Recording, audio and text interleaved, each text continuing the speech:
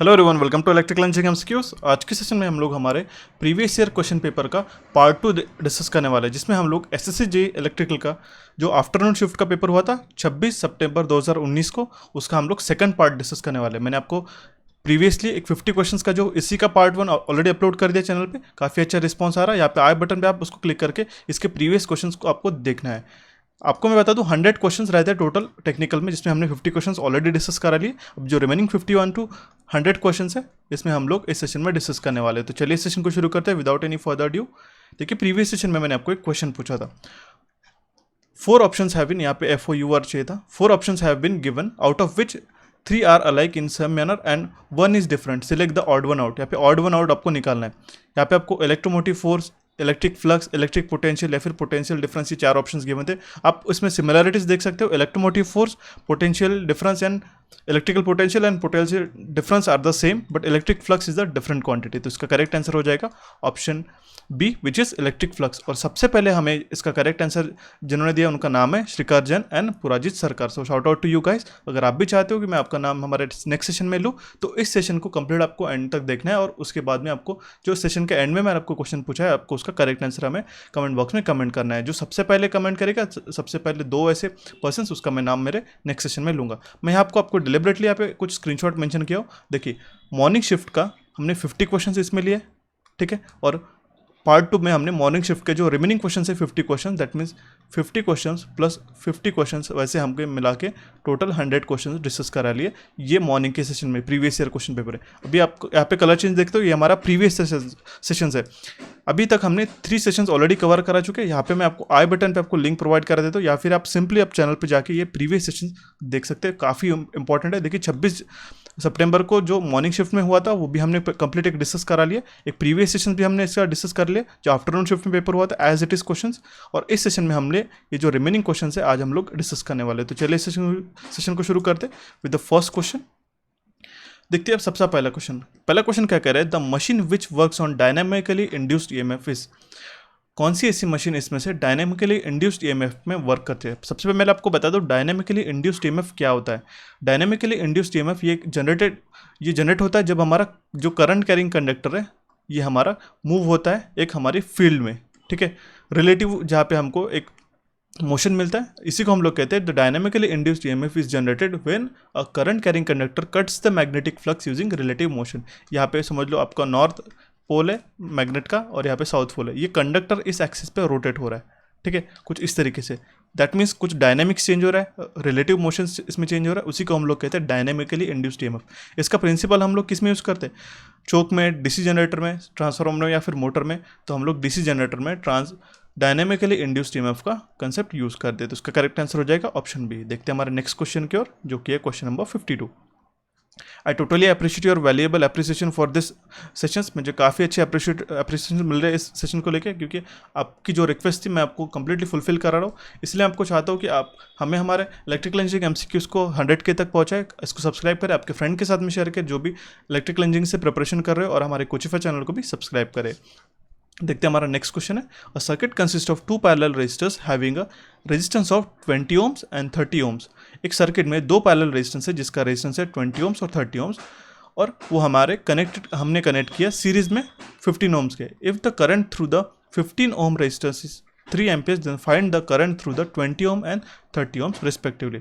देखिए, यहाँ पे हम लोग कुछ इसका सर्किट डायग्राम बना देते हैं। यहाँ पे हमने पैरेलल में पहले कनेक्टेड है, यहाँ पे हमको बताया 20 ohms और 30 ohms का कुछ इस तरीके से सर्किट आ जाएंगे। ये हम लोग इसको 30 ohms का कंसिडर करते हैं, इसको 20 ohms कंसिडर करते हैं, ठीक है। ये मान लो I1 जा रहा है इसमें, और ये इसमें जा रहा है I2, ओके। तो मैं आपको बता दूं, अगर ये हमारा मेन करंट I है, तो यहाँ पे हम लोग कलर चेंज कर देते हैं सो दैट आपको समझ में आ जाएगा। तो इसमें हम लोग करंट डिवीजन रूल से हम लोग इसका अगर I2 अगर हमको निकालना है तो हम लोग I2 कैसा लिखेंगे, I2 will be equals to जो मेन करंट है, टोटल करंट है हमारा, यहाँ पे डिवाइड हो रहा है करंट यहाँ पे, तो हम लोग इसको लिखेंगे I इंटू जो हमारा रेजिस्टेंस है उसके अपोजिट का रेजिस्टेंस, ओके। जैसे हम लोग 30 ohms का रेजिस्टेंस निकाले तो हम लोग ये R1 इसको कंसिडर कर सकते हैं, तो हम लोग इसको R1 कंसिडर करते हैं अपॉन इसका total resistance R1 plus R2। ये हमारा एक करंट डिवीजन रूल होता है, ओके। इसी तरीके से हमको सर्किट में क्या गिवन है, देखिए अभी हम लोग एक्चुअल सर्किट को ड्रॉ करते हैं। ये मैंने आपको कंसेप्ट समझा दिया। 2 हमारे पैरेलल रेजिस्टेंस है, ओके, और इसका कॉम्बिनेशन हमारा एक 15 ओम के रेजिस्टेंस के कनेक्टेड है। तो हमें इस 20 ओम और 30 ओम्स में से कितना करंट फ्लो हो रहा है ये हमें निकालना है। ओके, यहाँ पे ये टर्मिनल्स हो गए इसके एन टर्मिनल्स। ओके, तो यहाँ पे जो हमारा करंट जा रहा है ये जा रहा है हमारा 3 एम्पियर्स ही हमारे यहाँ गिवन है। ठीक है, देखिए यहाँ पे 15 एम्पियर्स में से जो 15 ओम्स में से जो करंट फ्लो हो रहा है वो है हमारा 3 एम्पियर्स का। एक ओके, और हमें इन दोनों के करंट निकालना है। मान लो ये I1 हो गया और I2 हो गया। ठीक है, तो हमारा ये करंट इस ब्रांच में से जाएगा तो इसमें डिवाइड हो जाएगा 3 एम्पियर्स का। ओके, अगर depending upon the resistances. Okay, तो अगर हम लोग I1 निकालते हैं तो हमारा क्या हो जाएगा, ये मेन करंट हो गया हमारा I which is 3 into I1 निकालना है तो इसका अपोजिट रेजिस्टेंस ले लेंगे 30 ओम्स का, और टोटल रेजिस्टेंस कितना है हमारा 20 प्लस 30। इसको सॉल्व करते तो 3 इंटू 30 अपॉन इसमें 50 हो जाएगा, 0 से 0 कैंसिल। तो इसको आप सॉल्व करते तो यू विल गेट 1.8 एम्पियर्स। ये हो जाएगा हमारा I1 का करंट 1.8 एम्पियर। सिमिलरली हम लोग I2 निकाल लेते हैं। I2 इसमें हमने 20 लिया था, इसकी जगह हम लोग 30 लिया था, इसकी जगह हम लोग 20 लेते हैं, ये रेजिस्टेंस क्योंकि हम लोग I2 निकाल रहे हैं। ठीक है, तो 20 अपॉन उन दोनों का एडिशन। ये सेम करंट डिवीजन रूल है। अगर वोल्टेज डिवीजन रूल है तो जिसका वोल्टेज निकाला है वही हमको रेजिस्टेंस लेना पड़ता है। करंट डिवीजन रूल में थोड़ा डिफरेंट रहता है। ओके, तो इसको आप लोग सॉल्व करते तो आपको मिलेगा इसका 1.2 amperes will be I2। Okay, तो 20 ओम्स और 30 ओम्स रेजिस्टेंस में कौन सा करंट फ्लो हो रहा है, तो हो रहा है हमारा 1.8 एम्पियर्स एंड 1.2 एम्पियर्स हमारा करंट फ्लो हो रहा है। ओके, तो उसका करेक्ट आंसर हो जाएगा ऑप्शन बी। आई होप आपको समझ में आ रहा होगा। अगर आपको कोई भी दिक्कत आती है तो प्लीज़ मुझे कमेंट बॉक्स में कमेंट करेगा। ओके, नेक्स्ट क्वेश्चन क्या है हमारा, permeance is analogous to. Permeance हमारा किससे एनालॉगस है, कंडक्टेंस से, रेजिस्टेंस से, रिलक्टेंस या फिर नन ऑफ दिस। तो आपको ध्यान में रखना होगा जो परमियंस है ये हमारा एनालॉगस है कंडक्टेंस में। जैसे इलेक्ट्रिकल सर्किट्स में कंडक्टेंस क्या कराता है, जो अगर हमारा रेजिस्टेंस में अगर करंट को रजिस्ट कर रहा है, कंडक्टेंस क्या कराता है, उस करंट को ईजी फ्लो देता है। वैसे ही हम लोग परमियंस एक मैग्नेटिक सर्किट में कैसे उसको डिफाइन कर सकते हैं, तो उसको हम लोग इस तरीके से डिफाइन कर सकते हैं जैसे कि परमियंस is the measure of quantity of a magnetic flux for a number of ampere turns. I mean it is a reciprocal of reluctance. ये जो परमियंस है, अगर ऐसा क्वेश्चन आता ये रेसिप्रोकल ऑफ रहता रिलक्टेंस का।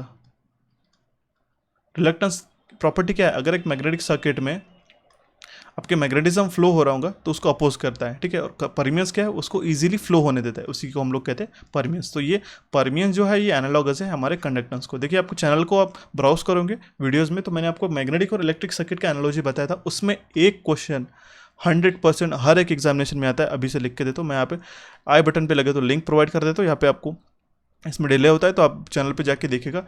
इलेक्ट्रिकल सर्किट और मैग्नेटिक सर्किट की जो एनालॉजी रहती है, ठीक है, टेस्ला का किसका यूनिट है, मैग्नेटिक फील्ड इंटेंसिटी, ठीक है, फील्ड डेंसिटी, इसके जो यूनिट्स रहते हैं इसमें एक क्वेश्चन मैंने डेफिनेटली देखा है कि हर एक एग्जामिनेशन में वो पूछते हैं।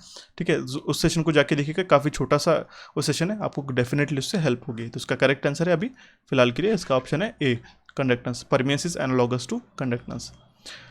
विच of the following is not an expression of to find a self inductance. इसमें से कौन सा ऐसा एक्सप्रेशन है जिससे हम लोग सेल्फ इंडक्टेंस को फाइंड आउट नहीं कर सकते। ठीक है, तो इसका करेक्ट आंसर है Ni/phi। Okay, option C is the correct answer. जिसे हम लोग क्या लिखते हैं, L is equal to N/phi, और phi को हम क्या लिखते हैं Ni/s। ओके, अगर हम लोग L इज इक्वल टू लिखते हैं तो इसको हम लोग कुछ इस तरह के लिख सकते हैं N/i इंटू Ni/s। ओके, तो आपको पता है S दैट मीन्स क्या होता है L/μA।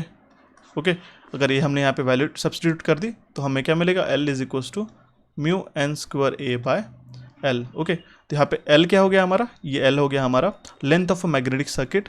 ओके, A क्या हो गया, cross section area of the magnetic circuit through which the flux is passing, and mu क्या हो गया हमारा, परमेबिलिटी हो गया। ओके, तो इसमें से कौन सा ऐसा एक्सप्रेशन नहीं है जिसमें हम लोग सेल्फ इंडक्टेंस फाइंड आउट नहीं कर सकते, तो वो है हमारा ऑप्शन सी। देखते हैं हमारा नेक्स्ट क्वेश्चन, जिस question number 55। Dash comes under the category of high frequency heating. High frequency heating में क्या कौन सा टर्म्स आते हैं, एडी करंट हीटिंग आता है, आर्क हीटिंग आता है, रेजिस्टेंस हीटिंग या इंफ्रारेड हीटिंग। तो ध्यान में रखिएगा, हाई फ्रीक्वेंसी हीटिंग में हमारा एडी करंट हीटिंग आता है। ओके, इसका करेक्ट आंसर हो जाएगा ऑप्शन ए। आपकी सहूलियत के लिए मैं यहाँ पे आपको चार्ट एक्सप्लेन कर रहा हूँ। ठीक है, इलेक्ट्रिकल हीटिंग में दो टाइप्स होते हैं। फर्स्ट है हमारा पावर फ्रीक्वेंसी हीटिंग, नेक्स्ट है हमारा high frequency heating. High frequency में हमारा इंडक्शन हीटिंग आता है, डाइलेक्ट्रिक हीटिंग आता है, जिसमें इंडक्शन हीटिंग के भी दो पार्ट्स हैं, डायरेक्ट एंड इनडायरेक्ट। वैसे ही हमारे पावर फ्रीक्वेंसी हीटिंग में resistance heating, arc heating, electron bombardment, और आर्क हीटिंग में भी डायरेक्ट और इनडायरेक्ट, प्लस रेजिस्टेंस हीटिंग में direct resistance heating, indirect resistance heating and infrared और रेडिएंट हीटिंग में। ये इस तरीके से आपको चार्ट आपको ध्यान में रखना होगा, ठीक है। इसी के आप देख सकते हो यहाँ जो हाई फ्रीक्वेंसी हीटिंग है हमारा, ये एडी करंट हीटिंग जो है हमारा हाई फ्रीक्वेंसी हीटिंग के अंदर आता है, ओके। तो इसका करेक्ट आंसर हो जाएगा ऑप्शन ए।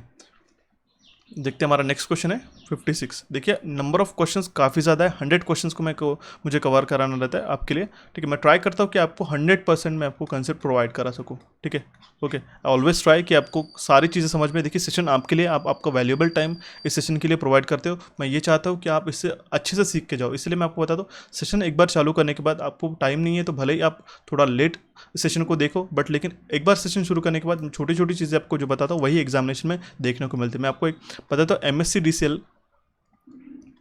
जो हमारा प्रीवियस ईयर जेई का क्वेश्चन होता है उसमें हमारे 37 क्वेश्चन आउट ऑफ 50 MCQs मैंने जो भी बताए थे वो सेम आए थे एक ही सेशन के अंदर, ओके। जो एक सेशन लिया था उसलिए मैं आपको बताता हूँ, जो मैं एनालाइज करता हूँ एग्जामिनेशन को उसी के अकॉर्डिंग आपको मैं क्वेश्चंस प्रोवाइड करा देता हूँ, ओके। तो सेशंस को ध्यान के विदाउट स्किप करके दिखा करेगा, इसी में आपका ही फायदा है। देखते हैं हमारा next question, the weightage rating for a ceiling fan motor will be in the range of.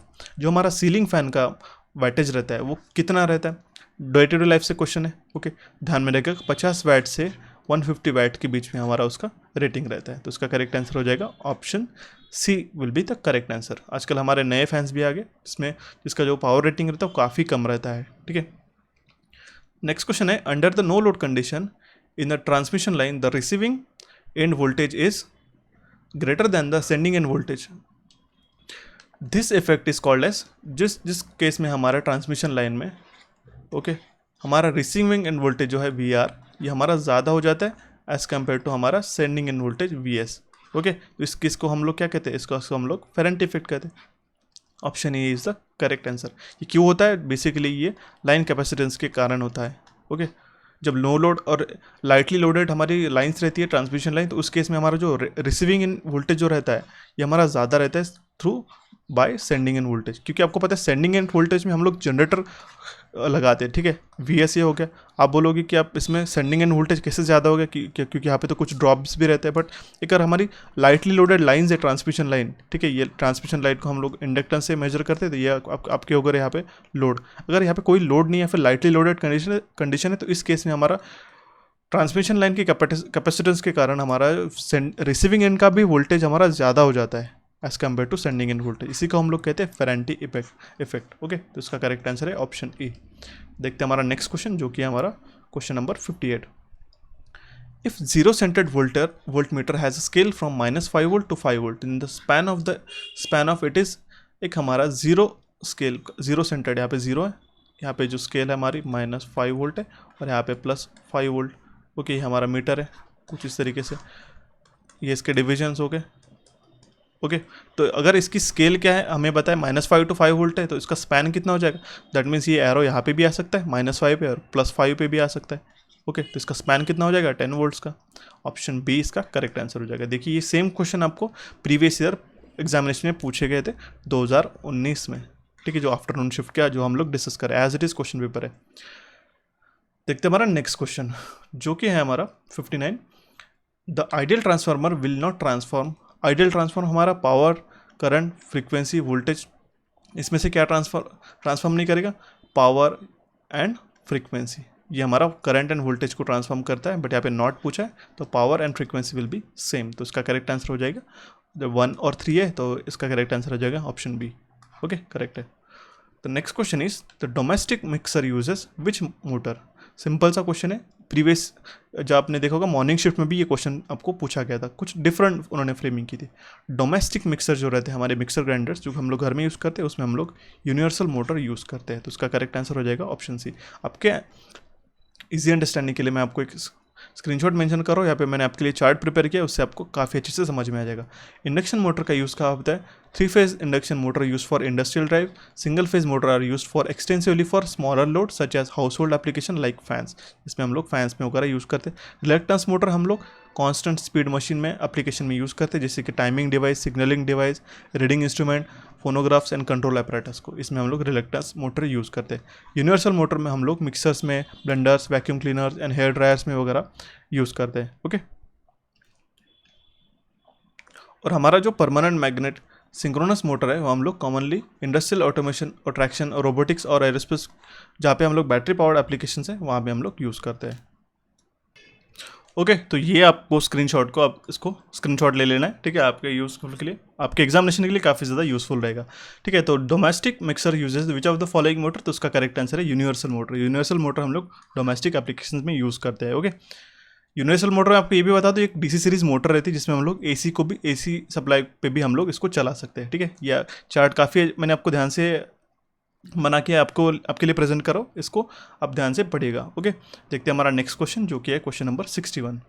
Which of the following decides the direction of rotation of a shaded pole motor. इसमें से हम क्या डिसाइड कराता है जो shaded pole के motor का rotation है, तो shaded pole, shaded and unshaded portion of the pole, frequency of a supply, stator poles या फिर सप्लाई वोल्टेज। तो ध्यान में रखिएगा जो इसका करेक्ट आंसर होगा that shaded and unshaded portion of जो पोल रहता है, ठीक है, कुछ इस तरीके से शेडेड एंड अनशेडेड पोल रहता है। ठीक है,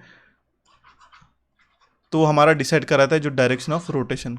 ओके, तो इसका करेक्ट आंसर हो जाएगा option A which is shaded and unshaded portion of the pole decides the direction of rotation of shaded pole motor. Okay, देखते हैं हमारा नेक्स्ट क्वेश्चन जो कि है question number 62। Which of the following lamp is used as a sign और a indicator lamp. जिसमें से हम लोग साइन और इंडिकेटर लैम्प हम लोग कौन सा यूज़ करते हैं, इनकैंडेसेंट लैम्प, हेलोजन लैम्प या फिर नियॉन लैम्प या फिर फ्लोरोसेंट लैम्प। तो नियॉन लैम्प हम लोग इसमें साइन या फिर हम लोग as a indicator lamp as a use करते हैं। ओके, तो इसका करेक्ट आंसर हो जाएगा ऑप्शन सी।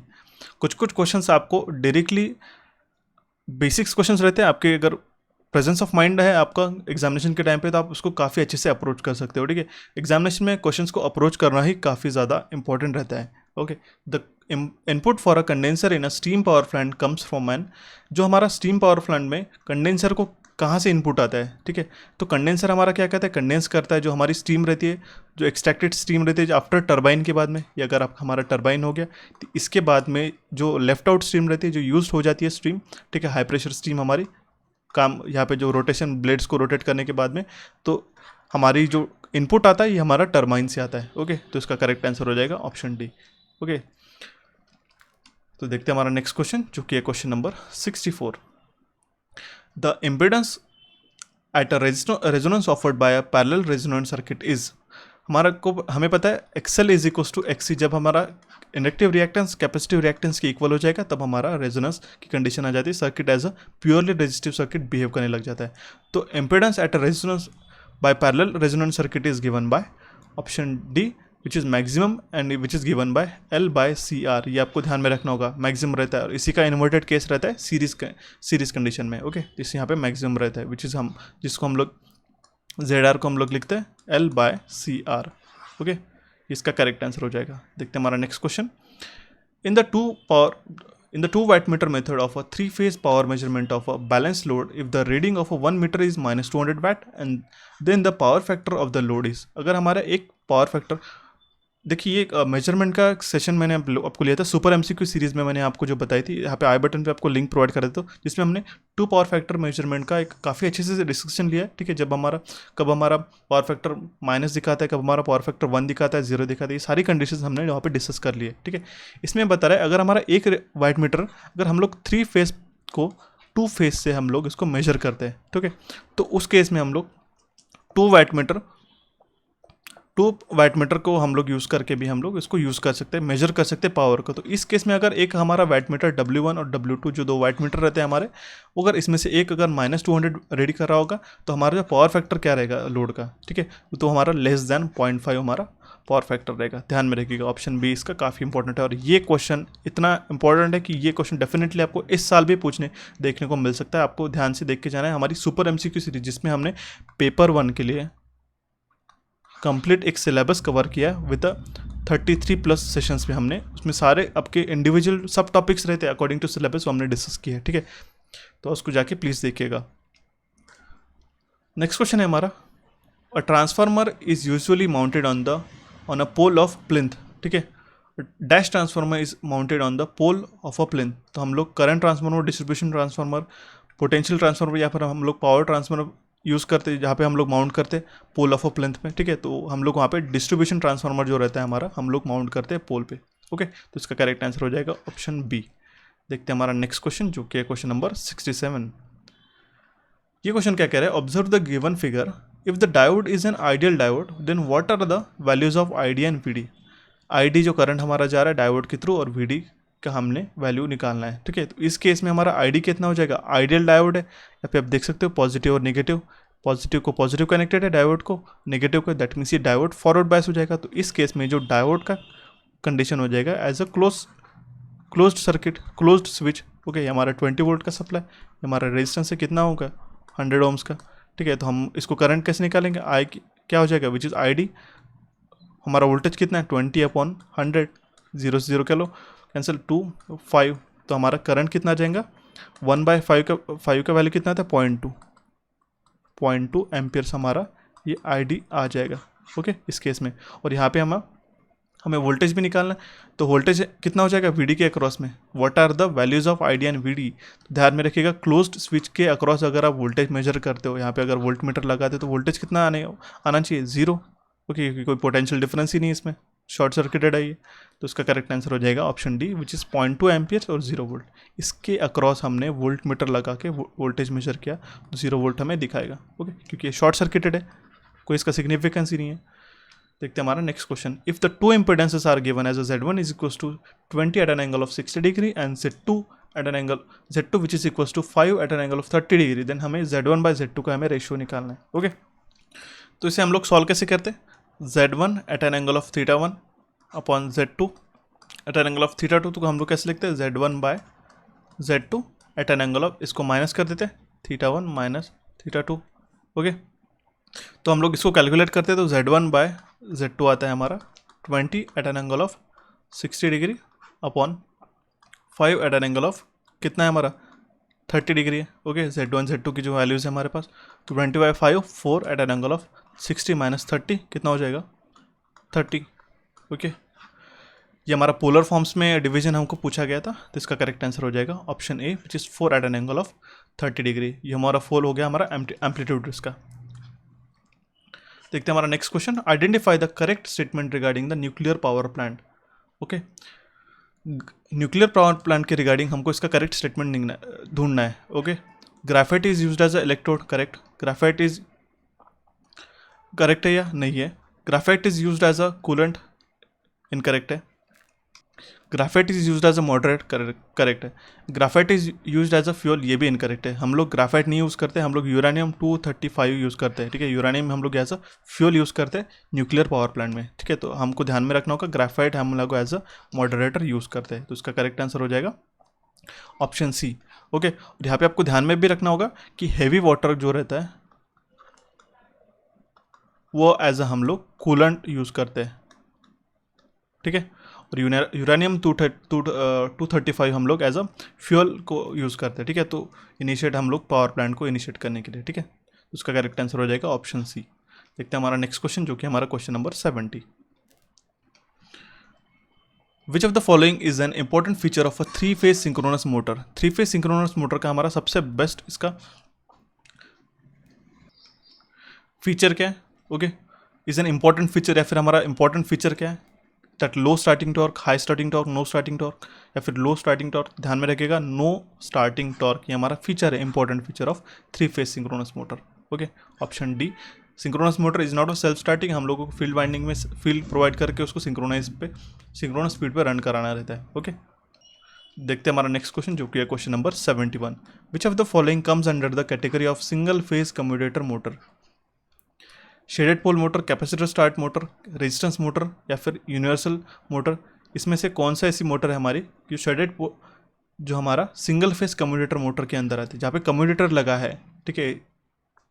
कम्यूटेटर किसके अंदर लगा रहता है, डीसी मोटर्स के अंदर। तो हम लोगों को पता है यूनिवर्सल मोटर ये हमारे डीसी सीरीज मोटर है, ओके। तो इसका करेक्ट आंसर हो जाएगा option D which is DC universal motor. देखते हैं हमारा नेक्स्ट क्वेश्चन जो कि है question number 72, a series magnetic circuit will have total reluctance of a series circuit is equals to difference of the reluctance in a different part of the circuit, two or more parts of a magnetic flux, different magnetic flux या फिर same magnetic flux। Series magnetic circuit का magnetic जो flux रहता है वो same रहता है, option D इसका करेक्ट आंसर हो जाएगा, ओके। और ध्यान में रखिएगा magnetic flux is analogous to electric current, अगर एनालॉजी अगर इसको पूछा जाए तो ये इलेक्ट्रिक करंट का एनालॉगस होगा। मैग्नेटिक फ्लक्स हम लोग फाई से डिनोट करते हैं, ओके। और एमएमएफ जो रहता है हमारा एनालॉगस रहता है इलेक्ट्रिकल पोटेंशियल्स को। नेक्स्ट क्वेश्चन क्या कह रहा है हमारा, इन XS3 code the 4-bit group that is used is XS3। ध्यान में रखिएगा, XS3 दैट मीन्स एक्स्ट्रा के 3 + 3। 3 एक्सेस को हम लोग किस में मेजर, किस में हम एज अ लिखते हैं, एक्स्ट्रा 3 को हम लोग बाइनरी में 3 को अगर हम लोग मेजर करना है तो हम लोग 1 1 लिखते हैं, ठीक है।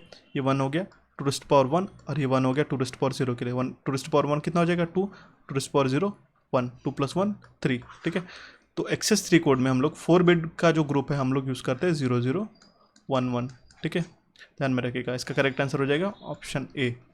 देखते हैं हमारा next question. 4 relations have been given, select the correct relation. यहाँ पे हमें 4 रिलेशन गिवन है जिसमें से हमने करेक्ट रिलेशन ढूंढना है। तो उसका करेक्ट रिलेशन मैं आपको अभी से बता देता हूँ। Flux is equal to MMF is equal to magnetomotive force is equal to flux by permeance, okay. आपको पता है परमियंस का क्या होता है, permeance is equal to φ/FM। यहाँ पे जो रिलेशन है permeance is equal to MMF is equal to flux by permeance, okay. ध्यान में रखिएगा, काफ़ी इंपॉर्टेंट है। इसका करेक्ट आंसर हो जाएगा ऑप्शन ए। आपको मैं बता दूं रिलेक्टेंस को हम लोग क्या कैसे लिखते हैं, इसमें ये भी एक इंपॉर्टेंट फैक्टर है, अभी याद आया मुझे, मैं आपको बता देता हूँ। रिलेक्टेंस इज इक्वल टू होता है MMF by flux, okay. MMF हम लोग मैग्नेटोमोटिव फोर्स हो क्या, ये हमारा फ्लक्स जो कि वो क्या हमारा फाई, ओके। तो इसी का जो इन्वर्स रहता है रिलेक्टेंस का वो रहता है परमियंस, ओके। ध्यान में रखिएगा। तो चलिए चलते हैं हमारे नेक्स्ट क्वेश्चन की ओर, जो कि हमारा question number 75। 4 options have been given out of which 3 are alike in some manner and 1 is different, select the odd one out. इसमें से ऑड वन आउट हमें पूछा है, ओके। ये क्वेश्चन सेम मैंने आपको एज अ होमवर्क दिया था प्रीवियस सेशन में, ओके। तो उसका करेक्ट आंसर है ऑप्शन बी इलेक्ट्रिक फ्लक्स। ये हम यहाँ भी डिस्कस किया था सेशन के स्टार्टिंग में। देखते हैं हमारा next question. Both men winding and auxiliary winding of a single phase induction motor is placed on the. Auxiliary winding और मेन वाइंडिंग जो रहती है, ऑक्सिलरी वाइंडिंग हम लोग स्टार्ट करने के लिए यूज़ करते हैं for a single phase motor, और मेन वाइंडिंग उसको रनिंग कंडीशन में लाने के लिए हम लोग सिंगल फेज इंडक्शन मोटर में यूज़ करते हैं। वो कहाँ पे प्लेस की जाती है, तो वो स्टेटर पे प्लेस की जाती है। ध्यान में रखिएगा, दोनों भी वाइंडिंग्स हम लोग स्टेटर पे ही उसको लगाते हैं। ये इसका स्टेटर हो गया, तो यहाँ पे मेन वाइंडिंग और ऑक्सिलरी वाइंडिंग दोनों रहती है। इसका करेक्ट आंसर हो जाएगा फिर ऑप्शन सी स्टेटर। देखते हैं हमारा नेक्स्ट क्वेश्चन, जो कि है क्वेश्चन नंबर 77। क्वेश्चन क्या कह रहा है हमें, while estimating the overhead lines if the number of poles required are 14 then what is the estimated number of earth set.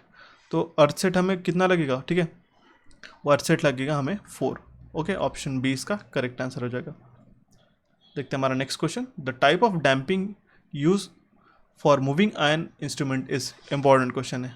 ध्यान में देखिएगा, इसमें चार्ट के साथ मैं आपको समझाऊंगा उसको, ठीक है। तो हम लोग मूविंग आयन इंस्ट्रूमेंट में हम लोग एयर फ्रिक्शन डैम्पिंग यूज़ करते हैं, ओके। इसका करेक्ट आंसर हो जाएगा ऑप्शन है। यहाँ पे मूविंग कॉइल और मूविंग आयन इंस्ट्रूमेंट का मैं आपको अच्छे से एक डिफ्रेंसिएशन यहाँ पे मैंने आपको मेंशन किया, इसका स्क्रीनशॉट भी लेके रख सकते हैं और मैं आपको इसको समझा देने वाला हूँ।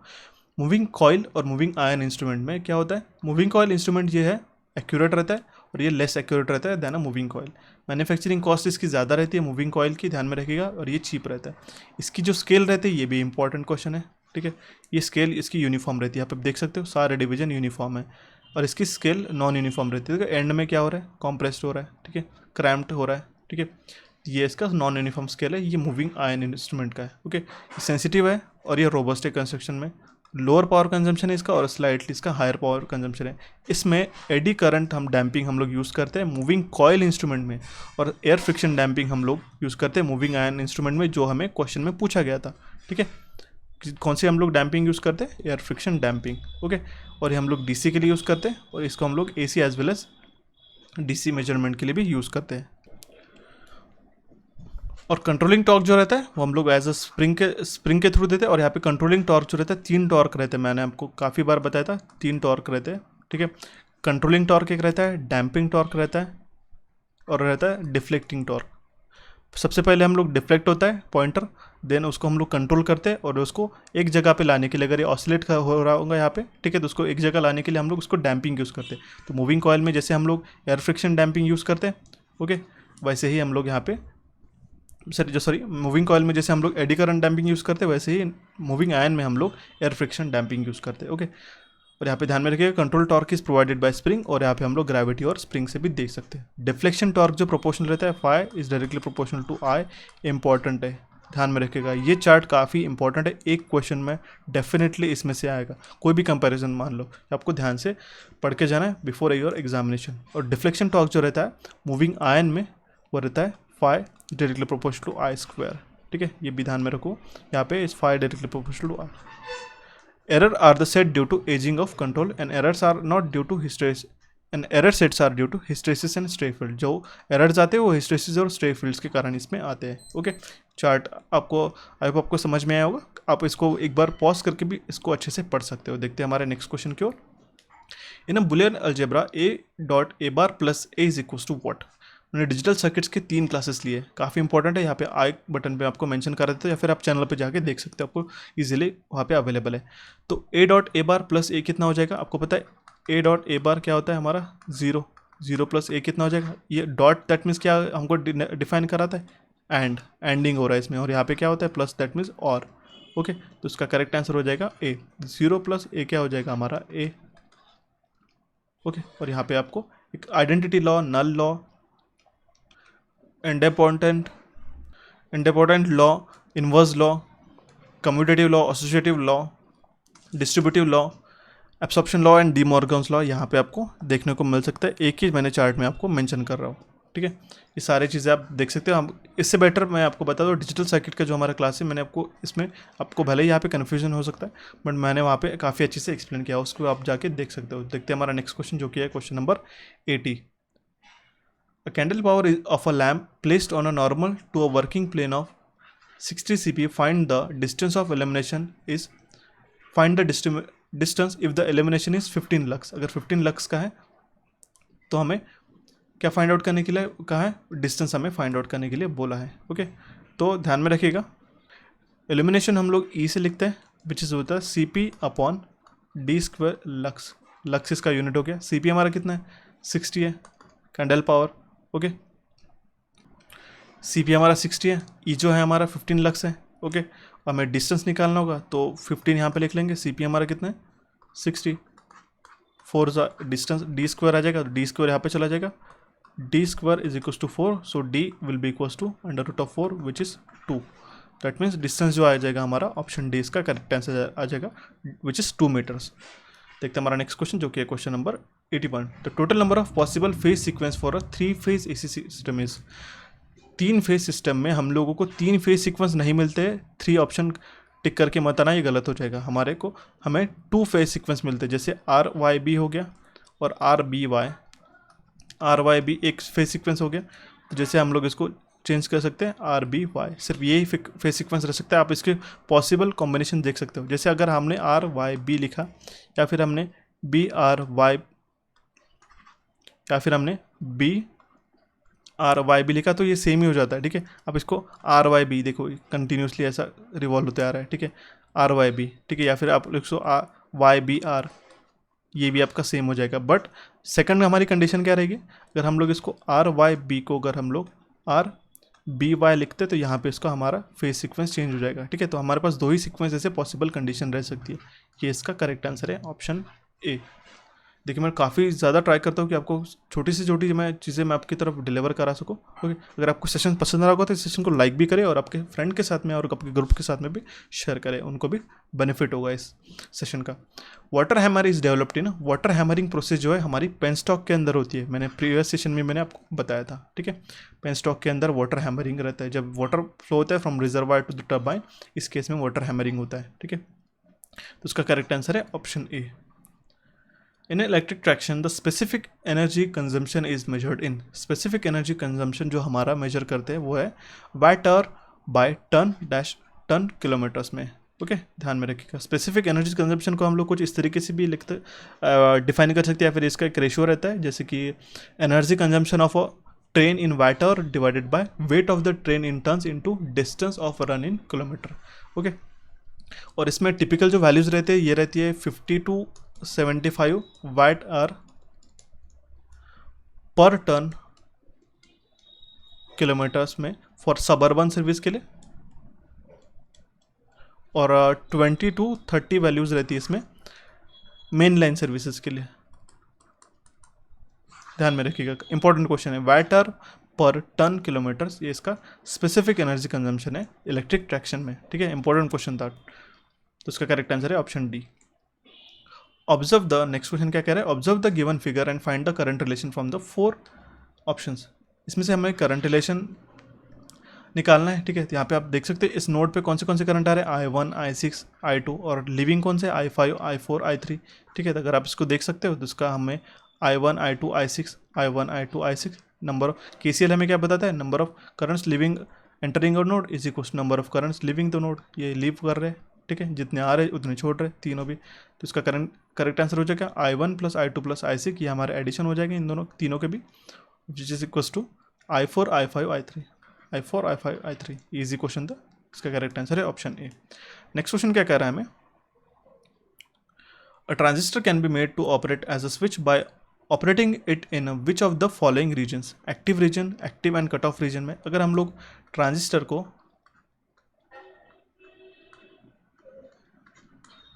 एज अ स्विच अगर हमको इसे ऑपरेट करना होगा तो हम इसको सैचुरेशन रीजन और कट ऑफ रीजन में ऑपरेट कर दें। यहाँ पे मैंने आपको चार्ट मेंशन किया है आपके बेसिक अंडरस्टैंडिंग के लिए। देखिए यहाँ पे ऑफ स्विच हो जाता है जब हमारा कट ऑफ रीजन में रहता है, और सैचुरेशन में हमारा एज अ ऑन स्विच वो वर्क करता है। ओके, ये इसका करेक्ट आंसर हो जाएगा। आई होप आपको क्वेश्चन समझ में आ रहे होंगे। चलिए हमारे नेक्स्ट क्वेश्चन की ओर चलते हैं, विच इज क्वेश्चन नंबर 86।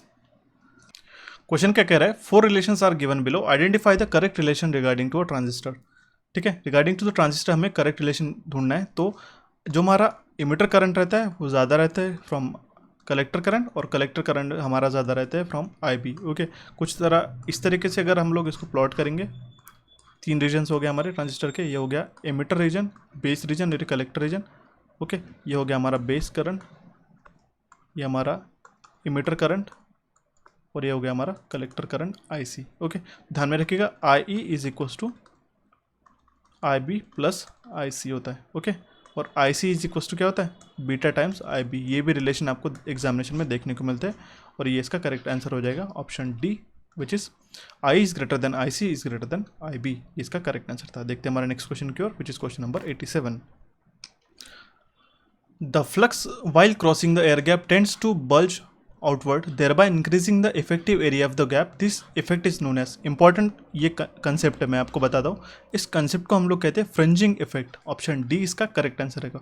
देखिए आपको एज ए इमेज में समझा देता हूँ। अगर यहाँ पे एक ब्रेकेज है, ठीक है, मैग्नेटिक सर्किट में यहाँ पे एक कोर हो गया, अगर कोर यहाँ पे टूट गया, यहाँ पे एयर है यहाँ पे, ठीक है, तो ये जो फ्लक्सेस है ना, तो आउटर से भी फ्लो होने लग सकती है। यहाँ पे आप इसको देख सकते हो इमेज में। ओके, मैं आपको जूम करके दिखा देता हूँ। ओके, यहाँ पे देख सकते हो आप, ठीक है, ये जो है फ्लक्सेस एज अ जूम, इसमें आप देख सकते हो कि फ्लक्सेस एज अ आउटर में भी फ्लो हो रहे होंगे।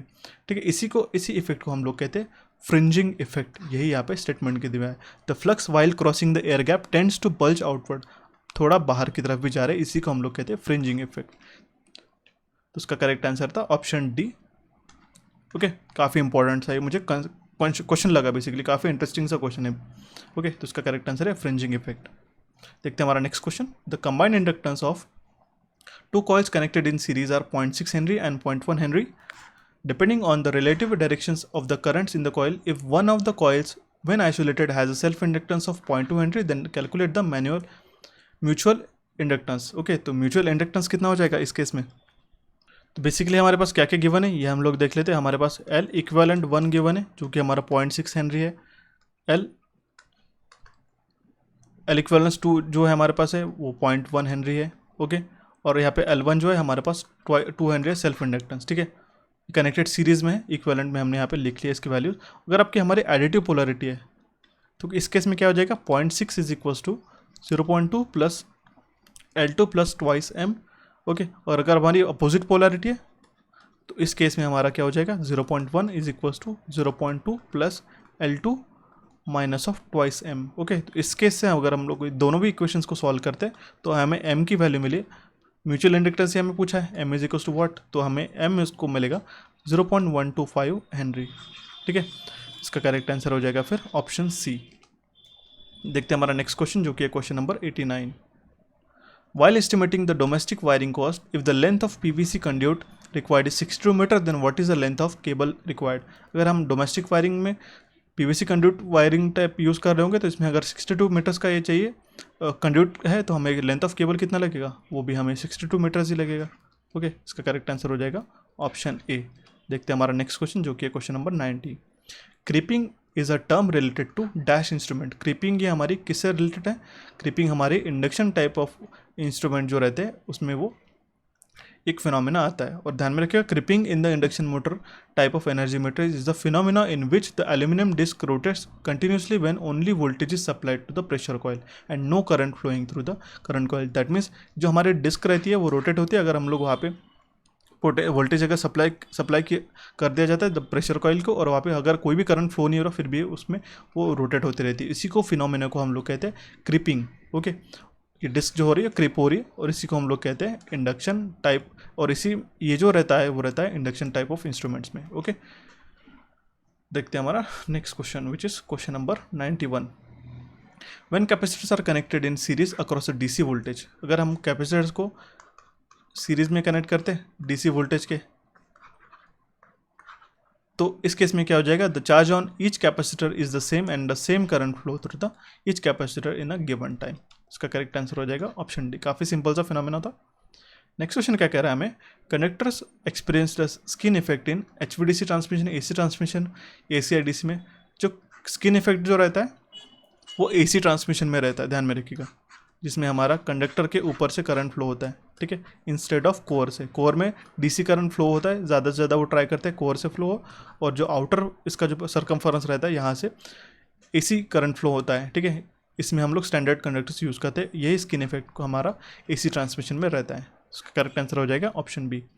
The next question is a long straight wire carries a current of I is equals to 10 amperes. At what distance is the magnetic field H is equals to 1 amperes per metre, ampere turn per metre. Okay, तो इस case में इसका correct answer क्या हो जाएगा? अगर हम लोग ये करंट है, ये हमारे मैग्नेटिक फील्ड है, इसके ये परपेंडिकुलर एच अगर यहाँ पे हमें पूछा गया है at what distance is the magnetic field H is equals to 1 ampere, ये कब रहेगी, ठीक है।